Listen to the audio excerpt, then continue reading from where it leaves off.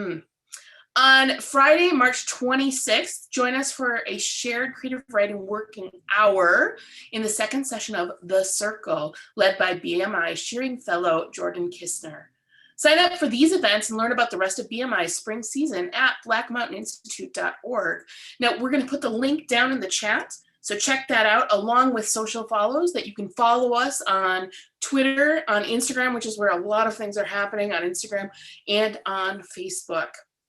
So I hope to see you all there. Today you're going to hear readings from our PhD fellows. We have 4 of them for you today, a mix of fiction, nonfiction, and poetry. Our PhD fellows are Sreshtha Sen, Robert Wren, Areej Quraishi, and Dorothy Allred Solomon. Now, before we get started, I figured this pandemic is a little weird. Zoom is kind of like the only way we live at this point. So I wanted to intersperse some of the Zoom stuff just to get us out of our heads. And I decided to do that by doing some fun facts, but also to not downplay the fact that we're in the pandemic and we're in quarantine and lockdown. And even though things are getting better, it's not always going to be this way. Not fun facts are the way of life. So between every reading, I'm going to intersperse with a fun fact and a not fun fact. So one of the, maybe it's both a fun fact and a not fun fact, but during the Black Death, never thought you'd have a segue like that. Here's a fun fact about the Black Death. During the Black Death, incoming ships were forced to wait for 40 days to prevent possible infection. And the Italian word for 40, quaranta, is where we get quarantined. So see, I brought it back around. It was a fun fact. The other thing, speaking of sailing, the not fun fact is if you were to earn $5,000 every single day since Columbus sailed to North America in 1492, so $5,000 in your pocket every single day, invested wisely, maybe in an interest-bearing savings account, you will have still made less money than Jeff Bezos does in a single week through his ownership of Amazon. Not fun. So that's why it's so crucial that you support independent bookstores like Las Vegas Writer's Block and support your local artists with not only your attention, but some dollars. So that is my, yeah, oh, God is right, Bonnie, thank you very much. So make sure to, we have Bookshop out there. Bookshop is a good way to get away from Amazon. Back to a fun fact, let's bring it back around. One of the interesting things about listening to music, I'm a kind of a science nerd, but when you listen to music, it uses all of your brain. It's one of the few activities that does such a thing. It uses 98.2% of your brain. But here's the interesting thing is that listening to poetry is like word music, and it also lights up a lot of those elements of your brain. So I am going to turn this over. I want to introduce my good friend, Sreshtha Sen. She's a poet from Delhi and one of the founding editors of the Shoreline Review. It's an online journal for and by South Asian poets. She studied literatures in English at Delhi University, completed her MFA at Sarah Lawrence College, and was the 2017-2018 Readings and Workshops Fellow at Poets and Writers magazine.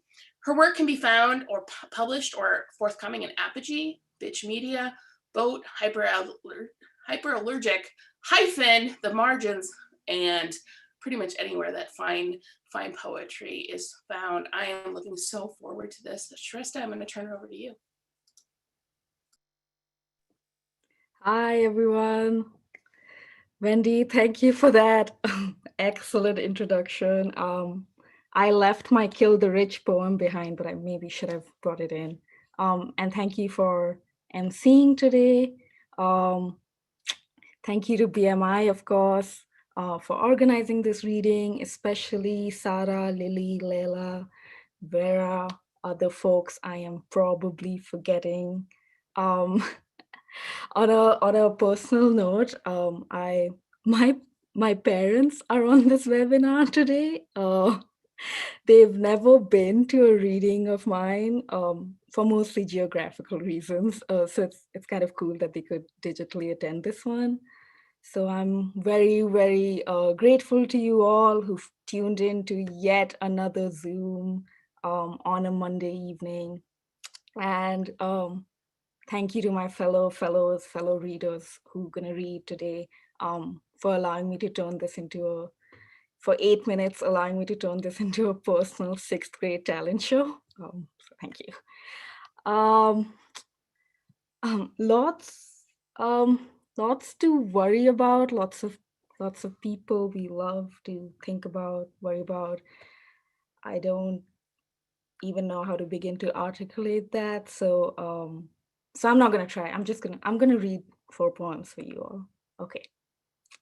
For the only audience interactive element of this reading today, if you can't hear me, please let me know in the chats. Spring is upon us, and all my friends are writing themselves obituaries. The young, the hot, the sick of everything, the sick. I want to save them all. Everywhere death blooms, and I still can't be grateful for my own life. There is nothing Ricardo and I aren't prepared for except maybe this. Outside, white folks got murder a million different times and live to name the ways. Call it fear, security, bad driving, a coup. The year I had no health insurance, under emergency contact, I wrote, if it's not free, let me go. Never let Ma find out, in case. Judging by who you are, dear reader, you'll know what in case means. I mean, it is spring and we are all beautiful. 'Tis the season to be so fucking killable. Creation myth. There are no Hindu deities in this poem, no goddesses that stay within this poem. There are no spices named after color or color of skin. I do not wear a sari in this poem, and when I do, cloth means cloth, not what you or I want it to. I will try not to switch tongues or speak with footnotes where you'll find yourself in my land. There is no land that is mine, that was mine to begin with. In this poem, if I do bring up this religion we try so hard to absolve, I could tell you, like most, our humans beget a violence so sharp we didn't touch ourselves for years. When we did, we called it by another, love or law, but not history, because there is no history in this poem that hasn't been written or rewritten first or named the future. There were those who cast hate and those who say they never agreed on these rules, but we all water this fallow anyway. There are no Hindus in this poem, nor those like me fleeing from this word Hindu who didn't grow out of this crop. We peddle the past every day, our stomachs swollen with blood and ash and stolen feed. This poem will try to tell you we do what we did to exist. But the truth is, like most, our humans beget a violence sharp so we would rule. Hey, onto some lighter topics like gender troubles. This is masculine sonnet. In the end, all the men I know turn out to be just that, men. How they hurl fears under fists raw. Their kempt torsos stay shy of softness. For him, I grew 2 mouths so I could be whole without. He said, all that matters is you can suck with at least one of those. But listen, listen. I too have bent over bodies, made them mine by my mouth, tungsten taste of possession, cool, hard on this tongue. I too have wept, and then on turning salt to storm, been praised for it. Reader, let me never become any kind of man I've ever known, but listen, teach me this wanting, its name. And this is my last poem for the night. I'm so excited to hear everyone else read. Thank you again for being here, for tuning in.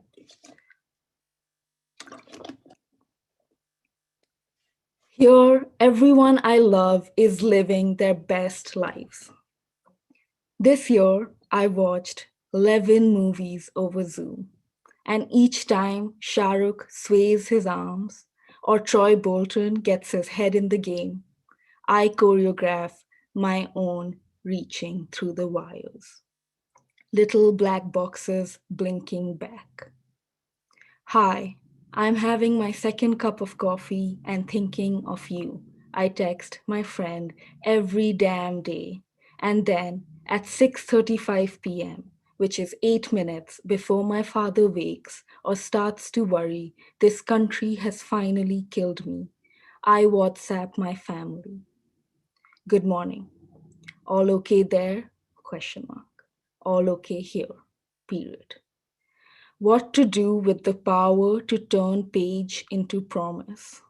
I give every one of you this.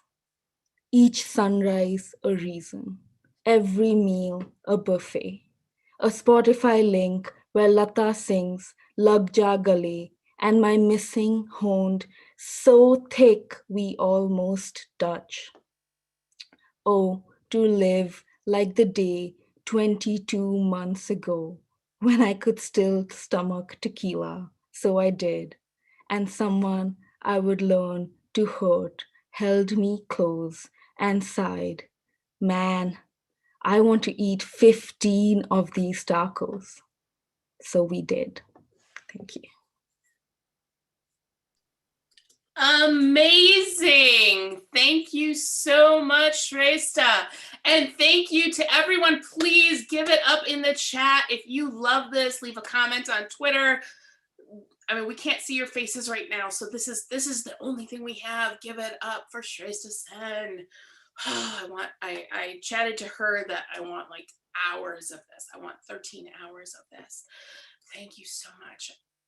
Thank you also, Shrestha, for going first.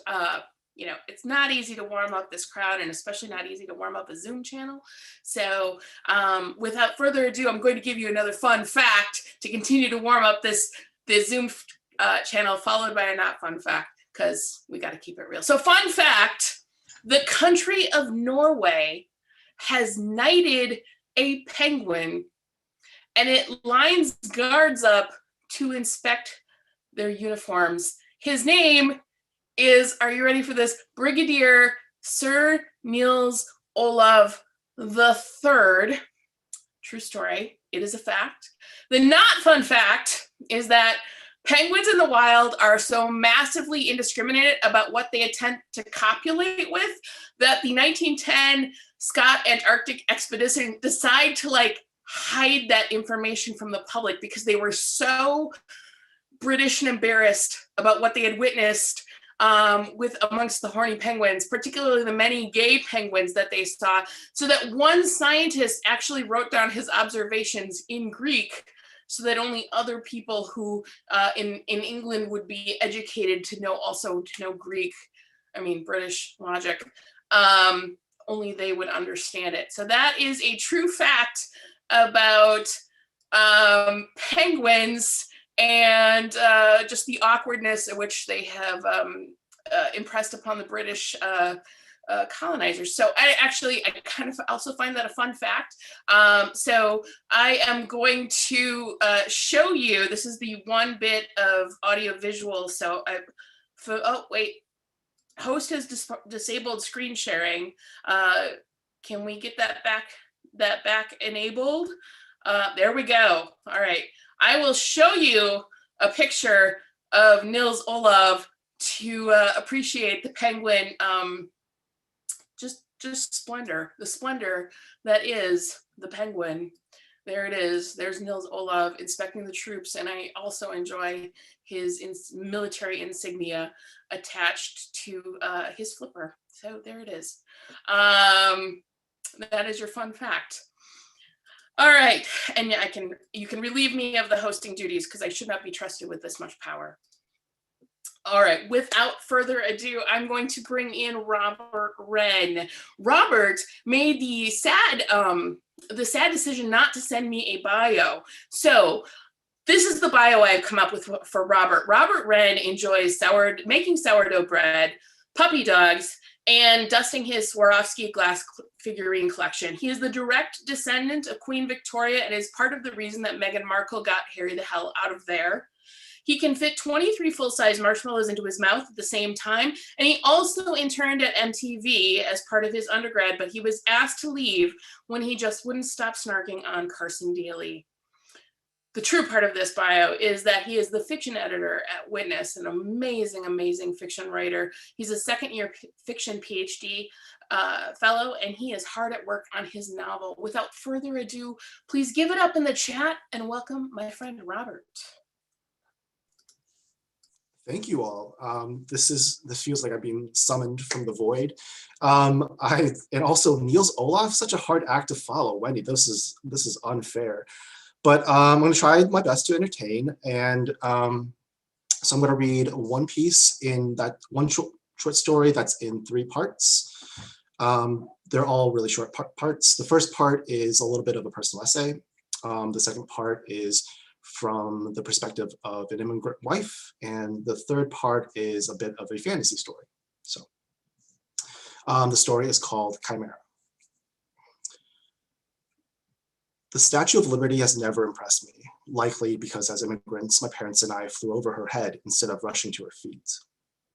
My parents departed for the States before me, one after the other, until all I had was their wedding photo hung up over the bed to remind me that I had not arrived from nothing.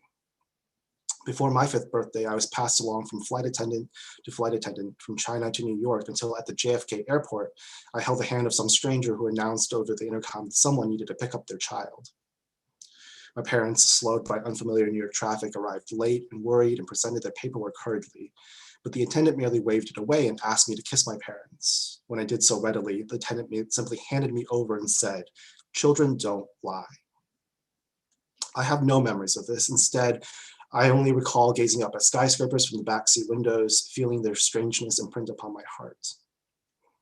I was living in Little Rock, Arkansas when the planes struck. I'd spent a year in the Arkansas public school system where if a teacher was absent, all the students were corralled into detention, where art class consisted of students shooting projectiles with rubber bands, where I was bullied into holding up my math test just a little so the kids behind me could read the answers. After a year, my parents enrolled me in a private school populated by flush insiders who arrived in BMWs and Mercedes, while my scholarship necessitated my father spending his middle-aged nights driving around in a dinky used Honda to deliver pizzas. Like any delivery, he dropped me off each morning for class. The perennial outsider, I looked around that morning at my peers with their stiff collared polo shirts and perfect American teeth to try and imagine the terror of what I was supposed to feel. In the aftermath, Arkansas quickly aligned itself with the current president and his home state. Don't mess with Texas, while prideful and quintessentially American, has always presumed a source of antagonism and took on a frightening nationalistic fervor in a time of war. While the country was blazing with patriotism, such allegiances inspired only a reticence in me. Even if I had no other homeland, no distinct memories of China to cherish or distort with nostalgia, I nevertheless wanted, at the time, little to do with that America. After a while, I grew up. In Chicago, I worked at a well-paying job, made friends, bought a condo, the American dream. Yet I felt homesick for stranger lands. My parents protested my decision to leave, but I said, well, when you were my age, you left an entire world behind. You uprooted a family and crossed an ocean. A 2-hour flight to New York can hardly compare. In New York, I kept finding myself making arguments on behalf of narrative. I kept telling friends, essayist cynics, that there was still some worth in storytelling. They kept telling me that there are some things that cannot be contained in a story, that there are subjects that cannot be easily conceptualized with beginnings and endings encompassed by clean, simple arcs. A rainy day at the end of March, all of the trees of the 9/11 memorial are too stark and sullen from winter to embrace the changing season with full leaves. Yet New York breathes in a crowd, tourists linger, buses release schools of children to wander. Everything looks murky and underwater. I suffered no losses in 9/11. No one in my family has known what it means to stand in this spot, to witness these square pools of water ringed with the names of the dead, emptying into sightless oblivion. For all I could not understand about this national tragedy, for all it did not mean to me, it nevertheless summoned a void that resonated with everything that I never had. 2. I used to write best when Graham was home. Before, I had tried writing everywhere, from libraries to coffee shops, from airplane terminals to bus seats, but now I liked being in the kitchen while the smell of his cooking soaked into everything, and the words and sentences over which I had toiled and modified over the course of hours and days suddenly congealed into characters living out real scenes. In those moments, I believed in my fiction.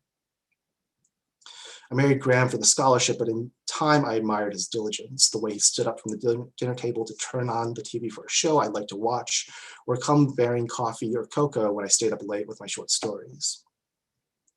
It seemed impossible that Graham made no demands of me, his immigrant wife, that there was not any expectation of chores to be done, guilt or abuse to be endured. Before he left for his trip, he left behind a simple grocery list penned in deep blue ink, pinned with annual magnets to the stainless steel expanse of the refrigerator door, a coterie of cuteness gathered around coded orders. Still, I wasn't certain that I loved him until all I had left in the pantry were uncooked strands of spaghetti, into which I was dribbling a single serving packet of soy sauce before I nibbled at them. I missed not so suddenly the pints of boutique ice cream and rare flavors like honeydew or tiramisu, toasted English muffins spread with both butter and jam, or his green eggs. He liked to dash a heavy layer of sliced green onions on top as they solidified on the pan, creating freshness and sharpness to them, even after I doused my plate with hot sauce and garlic salt. In the market, I wheeled the cart to the sliding doors and pondered without knowing whether or not $1.29 was a fair price for bananas. I seized avocados, squeezing the heavy skin, and knew I was ill-equipped to know if they were ripe or if they were even preferable ripe. Didn't we usually let them sit for days? I had 3 whole onions in my cart, one yellow, one sweet, one purple, because I simply couldn't decide which would be best for omelets or spaghetti or sandwiches. Even though I had not been able to summon something as difficult as love, there was still the ritual necessity of sex to ensure intimacy between the two of us. That first night, he admired my tattoos, inspecting a full zodiac engraved along the edges of my back. In his excitement, he slipped in the sheets, and his bony elbows embedded painfully into the crook of my armpits. It was impossible to see the bruise blossoming there, but I felt it deeply for days, a weakness in my arm to remind me that our marriage was not merely a legal document. He grew morose at times after dinner, a full stomach oddly collapsing his mood, when it so frequently boring mine, and though it was dark, he would step out under the fire escape to smoke, standing perfectly erect in that space. It stormed once heavily when that mood of his struck him. Despite the difficulty of lighting a cigarette in the rain, he braved the weather, blinking dew from his eyes, his shoulders stooped, a whole flood soaking into the plains of his back. I stopped in the ice cream section where I could immediately see the gelatos that Graham had bought for me were overpriced. I imagined briefly what it would be like if Graham never returned. My bank account would not be able to sustain my appetite. I knew with some certainty that I would not be able to afford school the next semester. Never would I purchase another pint of honeydew gelato. Instead, I bought green onions, eggs, and sliced wheat bread. Something as simple as the question of asking whether or not I wanted paper or plastic was a riddle. I remembered Graham mostly came home bearing these items opaquely veiled in slippery plastic, but I suddenly wanted something as raw and potent as paper and feel the coarseness of it in my fingers, the possibility for it to spring into flame. It was late when I returned home, each of my arms burdened with the weight of my grocery bags, and I felt vulnerable, frightened as I walked past a string of murky figures braving the lingering winter winds to smoke in the alcoves of their buildings. In the dark, I saw them as priests, their smoke offerings for gods and rituals that were at this point half imagined, half dead. For a moment, I envisioned a car appearing in the streets to cut me down, a different kind of sacrifice. For my rubber bags would spring cans of tuna, bags of chips, crushed celery stalks. The priests would descend upon me either to exalt my wounds or call their gods for rescue. But instead, I walked into my kitchen full with the weight of its devastating emptiness. 3. Sometime in the night, Shapeshifter Lou descended from the trees and corroded the general who had been sent to quell the Southern Rebellion. As the general's attendants rushed to his side, Shapeshifter Lou let loose a salvo of blades upon them, none of which failed to end a life. By the time the archers had readied their bows in retaliation, they could only see the dim shape of carrion crows crowding the willow branches, their illusory cause like a victory serenade. Assassins are common. Any thief is willing to apply a knife to a throat for the right price. Shapeshifters are rare. In their basic form, they're instantly recognizable. Their disfigured faces like half-healed wounds, and their voices guttural, practically incoherent. Instead, they are violet-eyed wolves, talking ravens, a seething mass of scorpions. No one authorized this assassination, her handlers had cried, but Lou was already gone, leaving behind only the scent of rotten fur, jasmine smoke. She made her escape into the river. Diving in, Lou became an eel and rounded its bends, slipping downstream towards the southern cities. But before the sun rose, her brethren found her, and they sent silver spears into the white waters, fishing for her lungs. Lou, beached against distant sun-stroked limestone, bled in protest. She fled as it linked eastward to the farmlands, and amidst a sea of swaying purple grains, lost consciousness. She awoke, bound to a bed, wrapped in poultices that reeked of tiger bone and bird nests. She could have slipped the bindings, ship-shifting into a mosquito or a viper, but the man who hovered into her vision did it with such obvious trepidation that she knew he was not one of her pursuers. He offered porridge and soft white bough and pressed their plainness against her lips. When she awoke again, 3 days had passed and he was not home, he was in the fields, and for a whole day she sat, wishing she did not have the honor to stay and thank him. He owned very little. She made tea in a large kettle and found a cup by which she could drink it. When she grew hungry, she transformed into a hawk, descending into the fields for mice. When the man returned, she had become a cat, sunning herself in the yard. He knew it was her. He laid out a small saucer of goat milk, and Lou lapped it up. In the night, Lou wanted to speak of the world, the indecent fires of turmoil, the startling depths to which her hands were tattooed with red, her sympathy with the rebellions, the great mess of ambivalence in her heart. And the man, Cho, listened attentively but had nothing to say. They ate plain rice, spiky pickled turnips, and onions raw. It was too dark to see, the fire gone out, when Lou said to herself that she could not stay here. But in the morning, she awoke as a fox and followed Cho as he scythed through grains, watches thick rivulets of sweat-watered cut stalks. She wanted that evening to know of him, his family, his troubles, his history, but there seemed a moment between bites of onion that he would say something of his past, reveal something other than his name, but he did not. He made tea tenderly, stooping low to retrieve the boiling kettle, pinching a hint of leaves into water and blowing so lightly upon the surface of the cup that it seemed he had not enough air in his lungs. She stayed awake for most of the night, an owl scanning the landscape of whispering fields and soft mountains for encroaching serpents. In the morning, they stunned her from behind, tossed her into a wooden box where she could only barely hear the sounds of Cho screaming in protest as they removed his fingers one by one until they were certain he knew nothing of rebellions, of shapeshifter secrets, of ambivalence. By evening, she too would be dead, the box to become kindling, her talents returned to smoke. She would murder no more men, devise no changes, seek no sympathy in conversation. In the box, she changed often and quickly. A sparrow, a rabbit, a cricket, a mouse. That's it. Thank you so much. Amazing. Thank you so much, Robert. Oh my goodness, that was so great. Give it up for Robert in the chat, everyone. This is where the ending. It's amazing. Thank you so much. I'm sorry, I'm a little overcome. And I'm not saying that in a facetious way. I'm just like that moment when you have really good art kind of happen in front of you. Just amazing.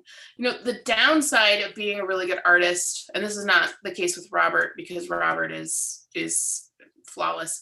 But the downside that I find is being an artist is that I have a hard time like managing my business self. In fact, right now you might be hearing, I have my dog is sleeping and snoring really loudly. So I apologize if you hear this sonorous rumble, it's my dog. But fun fact, it's not as good as the penguin, but fun fact, Blink 182, which is a band, they incorporated their LLC, which as you have to do to like make money, sometimes you have to have a business. They incorporated their LLC as Poo Poo Butt LLC because they thought it would be hilarious to have their accountants, lawyers, and other business admin folks repeatedly have to say poo poo butt on conference calls. And I've been thinking about that fact a lot because I asked our readers a couple of questions to try to write their intros, and Dorothy Allred Solomon was thinking, about business when she answered. I asked her what first edition books would readers like to own, and for instance, like Areej said, Anne of Green Gables, which is, oh, who doesn't love Lucy Maud Montgomery? Dorothy went straight for the priceless museum level works. Dorothy said, I would love to own the original Bible, either that or the first folio of Shakespeare's The Tempest, which, I mean, as long as the Folgers people don't, you know, shank you for it, it's really, really, really smart thinking. So fun fact, promise you I'll bring back the fun fact. Fun fact, God is not, we have Oscars are coming up, the Academy Awards are coming up. God is not the person most often thanked in Academy Award acceptance speeches over the last 50 years. Somebody went through and listened to them all. And God is actually tied for number 2. So number 1 is Steven Spielberg. He has been thanked 43 times, and this is as of like last year.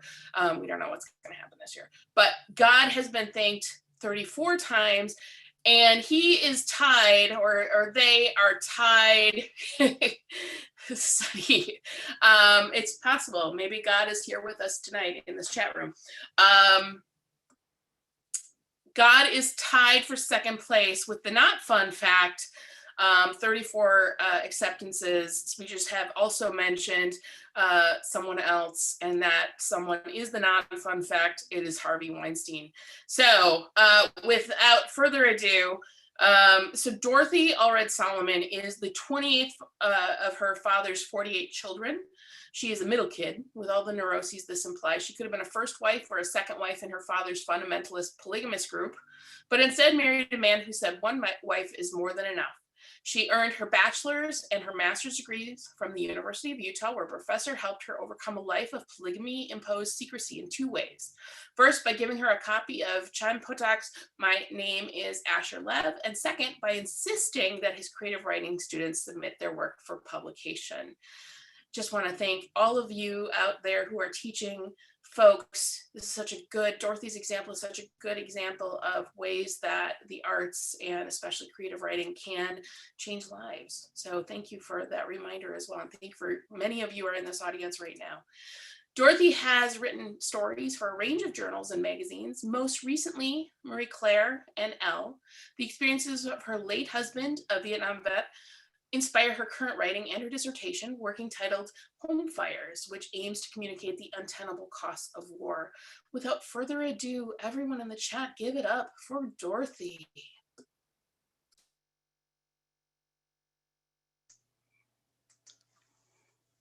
All right.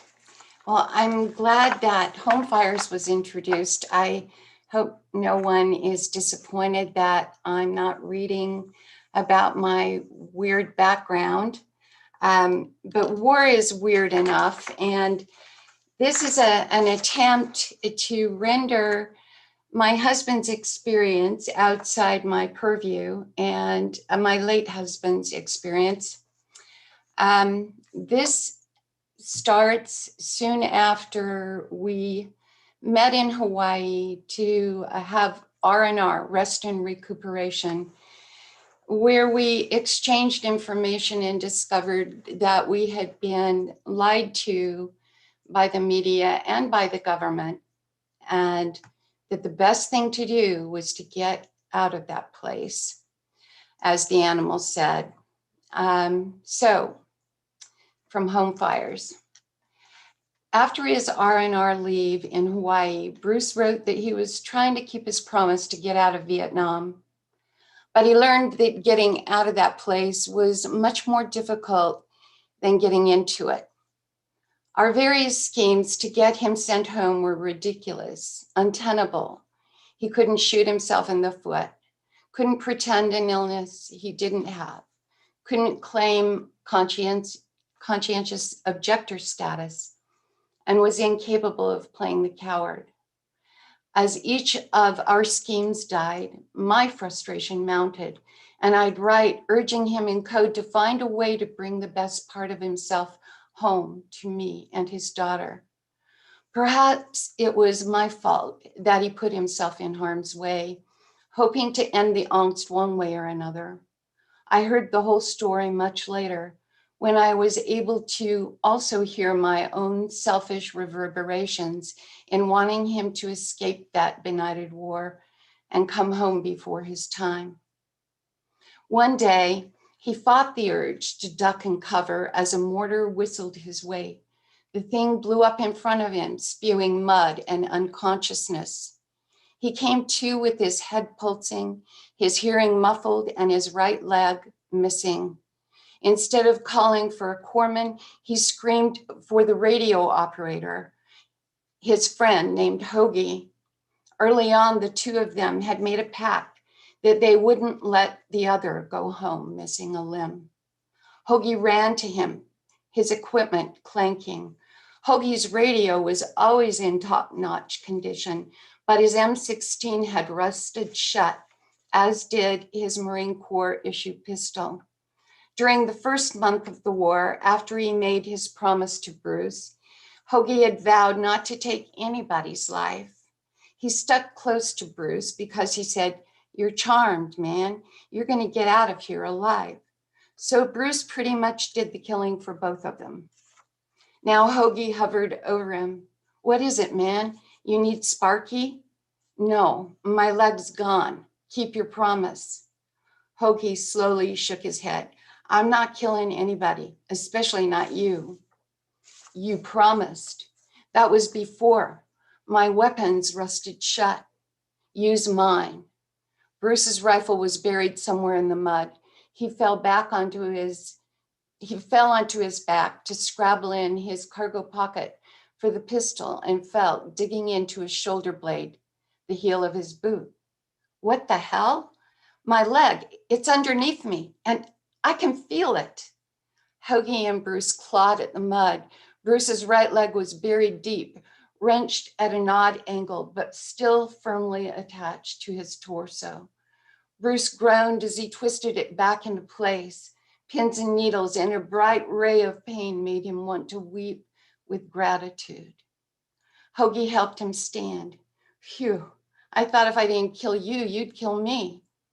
Not long after the mortar round, during a firefight in which grenades were thrown, Bruce was struck by several pieces of shrapnel in his arms, back, and shoulder. The wounds were small, but followed by intense bursitis brought on by a jungle infection. After a week, he couldn't lift his arm to fire his rifle. The corpsman took one look at his infected shoulder and medevaced him to a hospital ship floating in the South China Sea, the USS Sanctuary. On the Sanctuary, he spent a long day in bed fighting the infection with antibiotics and pain medications. As his fever cooled, he noticed that his bedmate was North Korean, that the jacket hanging near his bed indicated he was a colonel, and that he was missing a leg. Bruce also noticed that the nurses served Bruce his pain pills like clockwork, but that they didn't give anything, not even an aspirin, to the enemy colonel. The man was thin and stoic, his skin pale and fragile. He watched Bruce as closely as Bruce watched him. The next time the nurse brought Bruce's meds, he palmed them. After the nurse left, Bruce flipped a fat white pill onto the man's lap. "Take that." The colonel shook his head. He hid the pill beneath his pillow and stared at the ceiling, his face austere. But as the sun set and night drilled into place, the pain became palpable, an oscillating energy that seemed to speak its own language. "Just take it," Bruce said. The colonel choked down the pill, and after 20 minutes or so, Bruce heard a deep sigh. "Thank you. You speak English?" "I was educated in London. During the French occupation, my father colluded with them, so he had money." Bruce snorted. "So you're going to war against us, paying for the sins of your father?" The colonel chuckled. "Perceptive, but no. You Americans have no business here. That is why you will lose this war. You will lose not because you lack weapons or a heart. You will lose because you can afford to lose. We Vietnamese, we cannot afford to lose. This is our home." Bruce sent pictures from the deck of the hospital ship and wrote about the bursitis, but he didn't report about the shrapnel. I studied the photos of my husband in hospital whites, his arms draped on the ship's metal ridge. He looked handsome and rakish, Clark Gable with a neatly trimmed mustache, playing the part of a young playboy on a holiday cruise. Someone, probably a nurse, had wielded the Polaroid. As I realized this, a sting of jealousy coursed through me, followed by a rush of thankfulness. At least on the hospital ship, he was safe. His hospital visit didn't last long enough. Soon he wrote me about an offer to re-enlist and do a second tour in Vietnam. No, I wrote back. Once again, my desires backfired. Thank you. Oh, amazing. Thank you so much, Dorothy. Give it up to Dorothy in the chat, everyone. Thank you so much. That was amazing. Clap. Yes. I love the words clap, clap, clap in the chat. Thank you so much. Oh, I was there. That was incredible. Thank you. So I've got some terrible fun facts that don't really go with anything for our last reader, but I think they're fun. And that's when I started realizing maybe my idea of fun doesn't match with everybody else's idea of fun. So if that's true, I apologize in advance. So fun fact, again, maybe not so much of a fun fact, octopi will just often punch fish for fun. Definitely not a fun fact if you're a fish, but I kind of love that octopuses are kind of like the indiscriminate assholes of the sea. The not fun fact, is maybe it's a fun fact. This is an ambiguous fact. For the average adult, there are about 10 pounds of organisms living in you that are not you. So essentially, you weigh 10 pounds less than you thought. Fun? Maybe? Here's a fun fact. Or maybe a weird fact, like the chair that you're sitting on right now to watch the Zoom you're not actually touching it.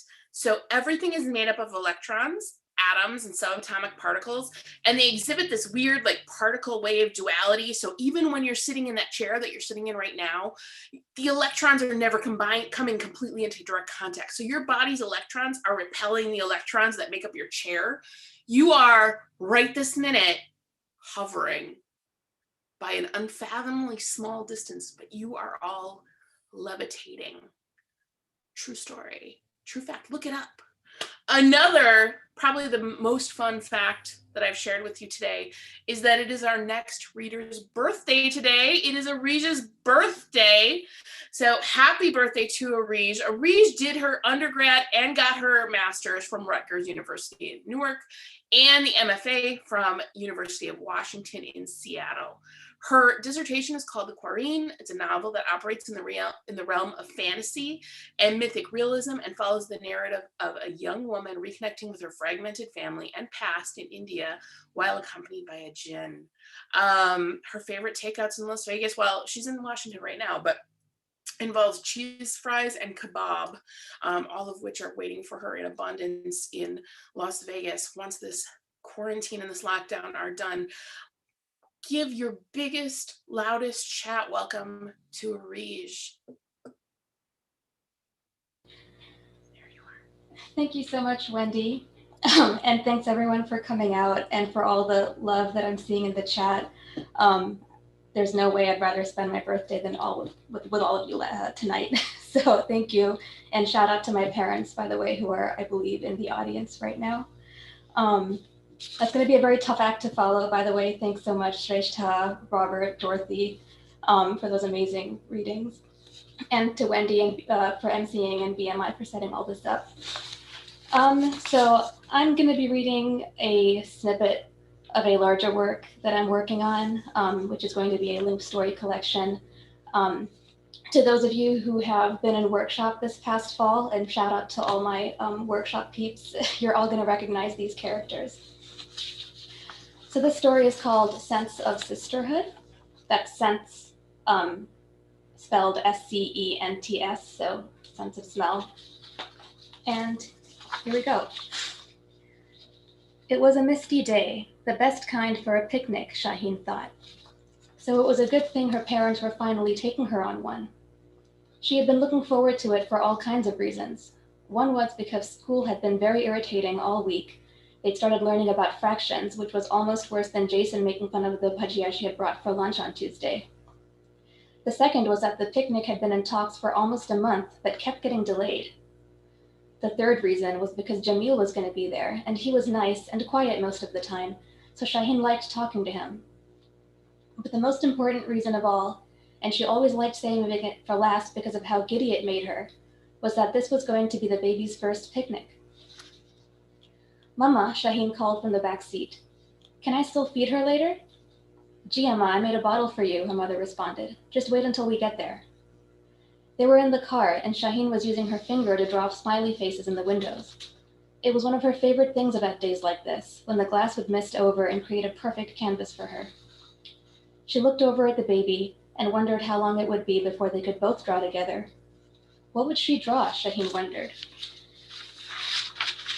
Her little sister was 7 months old now. 7 months to Shaheen 7 years, she liked saying. It would be the only time they could ever use the same number for their ages, so this was a special month. Shaheen knew something big was going to happen today, and she hoped it would be now. She was buckled up next to the baby's car seat. It was backwards facing, so no one but Shaheen could see her for the whole car ride. She leaned over and peeked in. She's still awake, she said. Her father laughed. Are you excited, Shana Mama? Yeah, I want to play with her when we get there. Don't wear her out, her mother murmured, but Shaheen was barely listening. She was still watching the baby, how her eyes were wide open and staring straight into the back of the seat. She was so glad she wasn't sleeping yet. That increased her chances of being awake for the whole picnic. And then they could take lots of pictures with the camera Shaheen made sure her father had brought. Maybe she'd give one of those cute smiles she'd learned to do recently. Shaheen had learned how to use the camera just in case she did. She reached into the cradle-like seat and gently rubbed her silken head, hoping to make her do it now. Instead, the baby's eyes swiveled over onto her face. A honeyed delight filled Shaheen's body, and she sat still, watching back gleefully. She loved when the baby looked at her. She had the biggest, cutest eyes. They were almost half the size of her whole face. They were usually brown, but in some lights they looked golden. Shaheen realized a while ago that their mothers were just like this when she'd caught the baby staring at her in the mirror, and her first thought was, what are Mama's eyes doing in the middle of her face? With the same finger she'd used to slice through the mist on the windows, Shaheen slowly stroked the baby's cheek in circles, leaving streaks of shine on them. She had such round, plump cheeks, as round as her head, Shaheen thought. She saw that her pink cap, the one their mother had knit her, had slipped off to the side, so she picked it up and carefully readjusted it back over her downy black hair. Shaheen had had one as a baby, too. It had been purple. She actually would have preferred pink, but that was okay because at least the baby got to have it. She was still quietly staring at Shaheen as though inspecting her face. She was so clever. Yara, she whispered quietly enough to where neither of her parents would hear her over the car. Do you know me? I'm your Appa. Appa. They parked the car and started unloading the truck, her father first unsnapping the car seat and adjusting into a carrier. Shaheen pulled the baby bag out, checking to make sure the bottle was in its compartment. Their family friends had already arrived and spread out the picnic mats. One of them was even using the grill. Smells of salted cooking meat filled the air. Shaheen politely said salam to the aunties and uncles, stood stiffly as some of them kissed her, then promptly sat down on the mat next to the baby carrier and pulled the camera out of the bag. Her mother was on the other side of it, her face turned to one of the aunties. Some of the kids were playing catch or tag. The adults conversed in jolly fashion, the uncles' raucous laughter filling the air. This park was nice. Most of the people who came here looked like them and spoke Urdu. This was the only outside place her parents acted like they did at home. What are you doing? Jamil had come over. He plopped himself onto the mat. Taking pictures, she answered. This is the baby's first picnic. I know, she's so big now, whoa. Not that big, Shaheen said swiftly. She hated whenever Auntie said that. She's still just a baby. Did you know we're the same age right now? She said coy. She wondered if he'd get it. Jamil snorted. How? We're 7 years and 7 months, respectedly, she answered, proud at having remembered that word. Oh, that's cool. Hey, did you see Aladdin yet? No, but our class might see it soon for a trip. How soon? I think my mom's taking me, Khalid, and Najma next week. Wanna come? Shaheen was trying to aim the camera at Yara properly, making sure she got the perfect angle of her in her little frilly yellow romper. The cool, damp air had blown a slight apple-y flush into her cheeks. I don't know. Jamil was quite a bit more talkative today. I have to ask my mom, she said. You could ask her now, he said. Thankfully, her mother took that moment to say, I'll bet your food's ready. Shaheen pulled the milk bottle out of her bag. Thankfully, it was still warm. Jamil went off to get a plate of talawa gosh. Tumbika, Amma, her mother said. You can feed her afterwards. But Shaheen knew that meant her mother would just feed her while she was eating. She must have looked sad as she put the bottle down because her mother suddenly said, Acha Shanu, I'll feed you while you feed her, okay? She took Yara out of the carrier and gently placed her in Shaheen's lap, covering her in a blanket. Then she uncovered the bottle and gave it to Shaheen, who slowly inched it into her mouth. The baby felt so warm on her bare knees. She felt heavy too, but not uncomfortably so. It struck Shaheen that the reason she felt so heavy was because babies weren't like other people. When they were in your lap, they were all in your lap. They let themselves be as heavy as they were because they didn't know how not to be. Whoever was holding them, they trusted to hold them properly, and right now, that was Shaheen. Her face was very close to the baby's, close enough so that she could see her reflection in her eyes. She could smell milk emanating from her dewy cheeks, tinged with some faint jasmine too. Here, her mother had sat behind Shaheen and pulled them both into her own lap, using one hand to hold them in place and the other to mix some food in the plate next to her into little round balls. This was a pleasant surprise. Her mother had been so busy since Yara was born. It had been a while since she'd done something like this. It was a good thing Shaheen was a big girl, or else how would she have taken care of them both? The smell of jasmine grew stronger as she settled into her mother, and Shaheen wanted to close her eyes but made sure not to. She let her mother feed her morsels every few minutes, alternating between eating them herself. Her arms were numbing. Yara's eyes were getting droopy. Mama, I think she's falling asleep, Shaheen whispered, dismayed. Let her, Shanu, she'll wake up again. But the picnic will be over. At least you got to feed her. We'll come back many more times, you know. But I wanted to take pictures of her, Shaheen tried saying calmly, blinking fast and praying inwardly that Yara's eyes would stop closing. She hadn't even smiled today. You can take pictures with your friends, Mama. They were waiting for you. When she grows up, she'll remember you much better. Shaheen swallowed and nodded.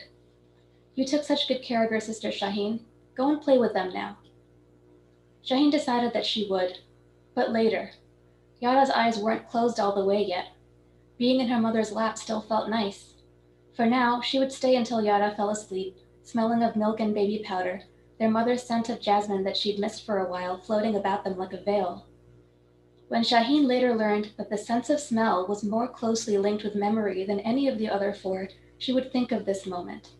She went back to it 7 years later, when Yara became her age and their mother had died. She would go back to it every year since then. Even after she had married Jamil, who would realize that he could no longer run away from her sister when she demanded too much of his wife's time. Even when Yara never stopped running from Shaheen, once the mother was gone and their father's failing health took him back to Hyderabad, leaving Shaheen wishing that someone had warned her how sisters you raised tended to believe you didn't really want them.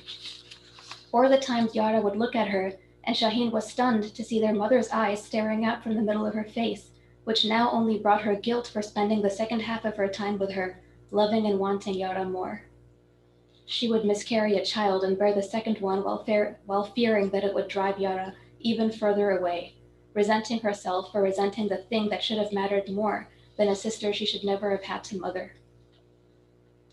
But always, before the pain could transform into worse, she would go back to now, to the baby with the big drooping eyes who trusted Shaheen to hold, feed, and love her as their mother held them both on this misty day.